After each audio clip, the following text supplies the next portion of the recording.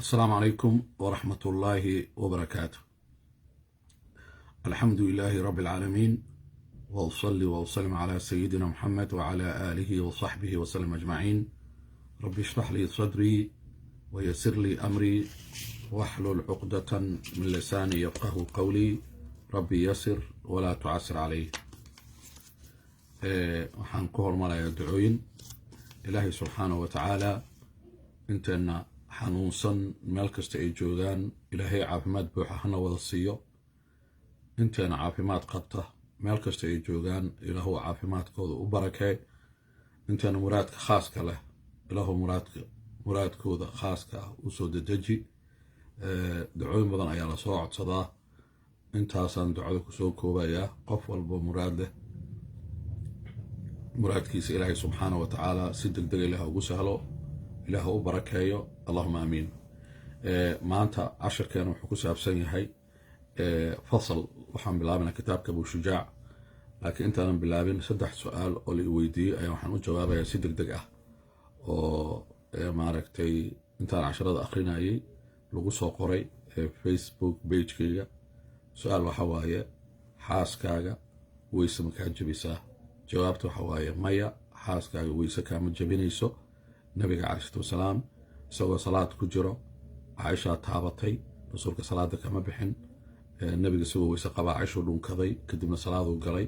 intaasoo dhan waxay daliil u tahay salaada xaaskaaga salaad weyse kaama jabinayso. 2 su-aasha kale waxay ahayd qaadka. qofaa wuxuu yiri familka qaadka ka ganacsadaan, taasana lagu masruufaa, xalaal ma noo tahay? waxaan rabaa inaan idiin sheego, culummada qaadka way ku kala qaybsameen. culummada qaarkood waxay yidhaahdeen qaadka waa xaraam, waxayna hoos keeneen mukhadaraadka. xadiis ayaa jira oo rasuulku yiri calayhi salaam, waxa markay badan yihiin ee wax markhaamiyaan yaraantiisana waa xaraam. macnaheedu waxa waaye hadduu qofka qaadka uu cuno oo uu wado, maskaxdiisa caadi ma noqonayso, macnaha waxba iska bedelayo. sidaa daraaddeeda muxaramaadka ayay hoos keeneen, iyo asbaab kalena way jirtaa ay xaaraan ku tahay.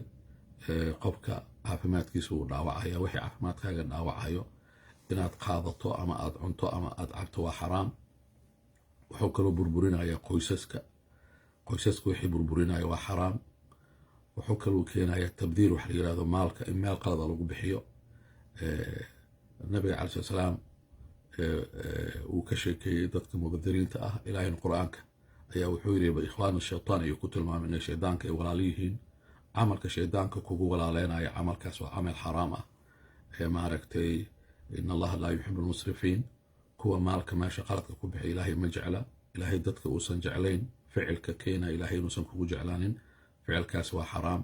lidaalika khaadka baac mashtarigiisa, isticmaalkiisa, maaragtay ka qayb qaadashadiisa, keenistiisa iyo faafintiisa intaba waa wada xaraam. culamo qabtaa jirta oo dhehaysa karaaha waaye. culammada karaaha dhehaysa waxay leeyihiin waxaa maaragtay markhaankiisa ma gaarsiisna ilaa kan khamriga oo kale. calaa kulli xaal waxaan kugu soo koobayaa, haddii aad aragto arrin lagu muransan yahay ficilkiisa inuu yahay xaraam iyo xalaal, waxaa ku wanaagsan inaad raacdo xadiiska nabiga calayhi salaatu wasalaam, dac maa yuriibuka ilaa maa laa yuriibuka. nabigu wuxuu yiri salaam, ka tag waxa shakiga ku jira, waxaad u tagtaa waxa la hubo oo shaki aan ku jirin. marka kabaac mashtarka qaadka iyo suuqgeyntiisa, ka qayb qaadashadiisa, ilaahay qur-aanka wuxuu leeyahay walaa tacaawanuu cala alithmi waalcudwaan. ithmi waxa waaye dembi, wax dembi keenayo qayb ha ka noqon. qaadka dembiye badan u wataa. marka intaas markaan kusoo koobno su-aasha qaadka meeshaan kaga bixinaa hadduu ilaahay yiraahdo. marka kitaabkeenaan gelaynaa ilaahay idankiisa.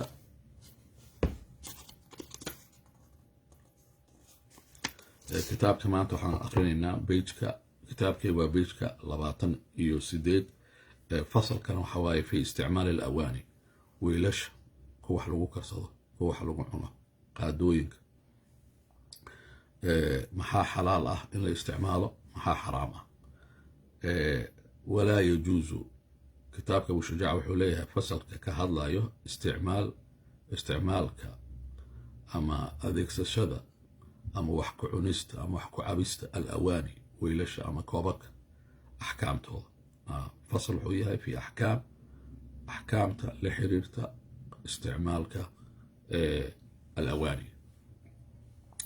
النبي عليه الصلاة والسلام حديث لقصه قوليا جرى حديث كاسي تنشيق الحكم تنشيق يا ولا يجوز مبنانا استعمال إلا استعماله أواني ويلشا الذهب وذهب كسميسا والفضة وقلنك كسميسا ويجوز وحابنان استعمال إلا استعماله غيرها وحقيقة كصوحري هذه ماركة سميسان تهي هذه بركة سميسان تهي استعمال قوي بناتها وحي كصوحري لبضاس أو معنى غيرهما قال هذا استعمال غيرهما لبضاس استعمال كوضا من الأواني وويلشا الصحون قادوين قلنك انت صدق ويبناتها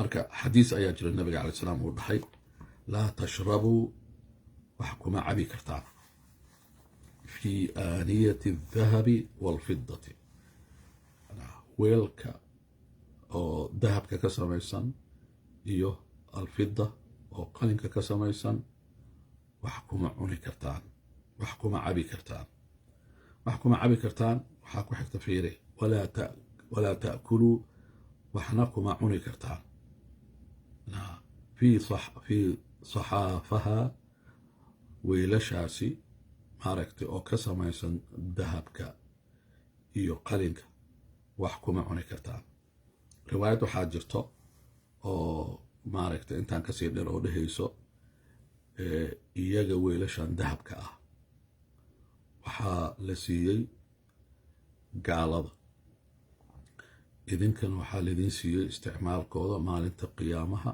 marka ilaahay jannadu idin geeyo marka adduunka kuma isticmaali kartaan marka maxaa hoos imaanaya mar haddii la isticmaali karin waxaa hoos imaanayo lagama baayac mushtari karo anaha businesskaaga kuma dari kartid suxuun oo dahab ah oo la gadayo sababta haddaan la isticmaali karin qofka muslimka shay kastoo diinta islaamka ilaahay uu dhaho lama isticmaali karo shaygaasi waxaa xaaraan noqonayo ka baac mushtarkiisa marka suxuunta dahabka lagama baac mushtari karo qalamaan oo dahab ah lagama baac mushtari karo qaadooyin ama farkeetayaal oo dahab ah ma laga baac mushtari karo okay darsiga ku xigo faslu وحو فصل وياها درسي سو صعدو في أحكام كتعلق ذا السواك عضية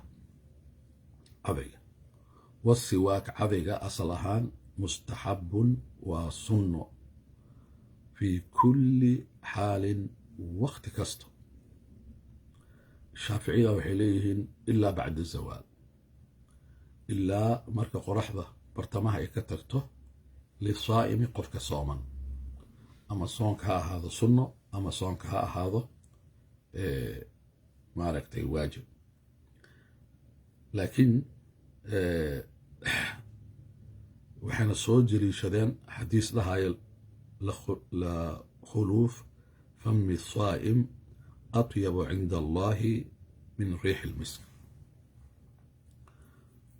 أركا oo qofka sooman afkiisa ka soo baxayo wuxuu ka caraf badan yahay ilaahay agtiisa barfuunka ugu caraf badan ee miskiga la yiraahdo ee jannada laga helo waxay leeyihiin halkan khuluuf waxa loola jeedaa tagayur maaragtay riixat alfam afka riixda ama urka ka soo baxayo isbedesha marka culimada marka waxay leeyihiin haddii maaragtay qofka markaas siwaag uusan isticmaalin maalintii dhan uu sooman yahay oo wax cunaynin wax cabaynin afkiisu isbedelaya culimada qaar waxay dhaheen maya taas loolama jeedo waxaa loola jeedaa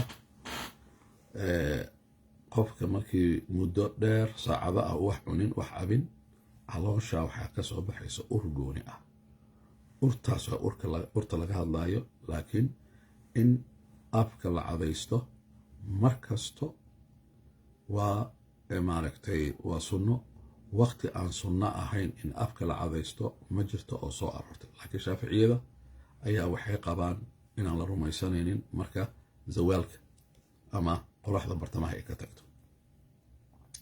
marka sheekhu wuxuu leeyahay wahuwa imaamka ama qaadiga wuxuu dhahay wahuwa in la cadaysto fi 3 mawaadica 3 meelood waxay noqonaysaa ashaddu istixbaaban. 3 waqti in cadayga afka aad ku hayso aad cadaysato waa sunanimadeeda aad ayaa maaragta loo jecel yahay. goormaa waaye? kow cinda tagayur alfam, afkaaga riixda markay afkaaga iska bedasho qofka oo maaragtay waxaana min alazm uu dhahay sheekha min azmin waxaa waaye markii qofka wax badan uu aamusan yahay. haddii aamusnaan fara badan darteeda qofka uusan halin riixiisa isbedesho waxaa markaasi lama huraan ah oo wanaagsan oo sunno aad u weyn ah in afkii markaasi qofka uu cadaysto. wagayrihi waxaa ka mid ah haddii wax aad cunto oo kale, waxaa lasoo qaatay toontaa ka mid ah, basashaa ka mid ah. afkaaga toon ama basal haddaa cunto in caday aad isticmaasho ayaa iyadana sunna ah. okay, waxaa maaragtay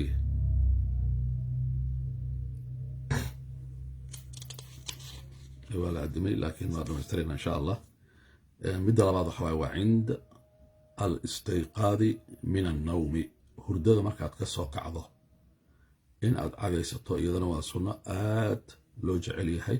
3 sunnay ka mid tahay. kow waxaan leenahay afkaaga markuu isbedelo, maaragtay urka afkaaga markuu isbedelo siduu doono sabab ha u ahaato.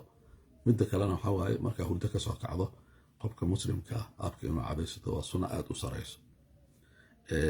waxaana jira maaragtay xadiis nabiga calayhi salaatu wasalaam oo lahay maaragtay laga soo wariyey kaana sala allahu alay slam idaa qaama min alleyl, habeenkii markuu istaago salaada uu soo kaco qiyaama leylka loola jeedaa, yashuus faahu bisiwaaki, afkiisa wuxuu marmarin jiray cadii uu marmarin jiray, ay yudlikuhu marmarinta waa micnaha. waxaa kaloo maaragtay qeybta 3aad oo aad loo ammaanay waa cinda alqiyaam ila asalaa, markii salaad loo istaago, salaadii doonta ahaato, sunna ha ahaato ama waajib ha ahaato, ilaahad hor istaagaysaa, ilaaha la hadlaysaa.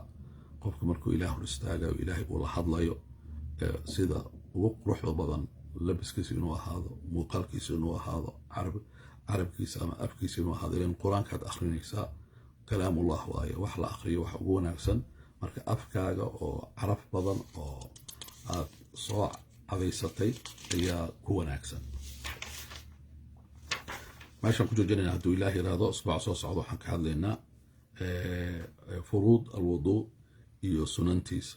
waxaa waajib ah ama qeybtee waajib ah in la dhaqo marka la weyse qaadanayo, qeybtee sunno ah waa kala soocayna hadduu ilaah yiraahdo waa inuu usbuuc soo socdo.